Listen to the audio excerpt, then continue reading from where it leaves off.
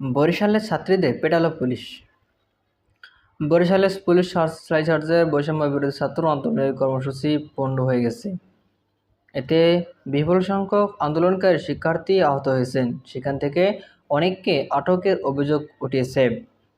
আজ বুধবার বেলা 11:30 থেকে দুপুর 1টা পর্যন্ত বরিশাল নগরীর সদর রোড ও আদালতের ফটকের সামনে এ ঘটনা ঘটে।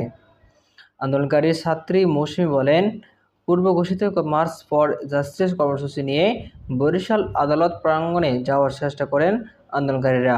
এ সময় পুলিশের ধাওয়ার মুখে তারা ওই স্থান ত্যাগ করে সদর রোড টাউন হলের সামনে অবস্থান নেন। সেখানে পুলিশ তাদের বাধা দেয়। এক পর্যায়ে লাঠিচার্জ করে তাদের সেখান থেকে হটিয়ে দেওয়া হয়। মৌসুমী আরও বলে, পরবর্তীতে কোটা আন্দোলনকারীরা আবার আদালতের সম্মুখে অবস্থান নেন। পুলিশকে তারা বারবার বোঝানোর চেষ্টা করেন যে এটা তাদের শান্তিপূর্ণ কর্মসূচি, এখানে কোনো ধরনের অপ্রীতিকর ঘটনা ঘটবে না। কর্মসূচি পালনে বাধা না দিতে অনুরোধ করেন শিক্ষার্থীরা, কিন্তু পুলিশ তাদের কোনো ধরনের অনুরোধ না শুনে নারী পুলিশ দিয়ে বেদম লাঠিপেট করেন। এতে শতাধিক শিক্ষার্থী আহত হন। এ সময় অর্ধশত শিক্ষার্থীদেরকে আটক করে নিয়ে যাওয়া হয়।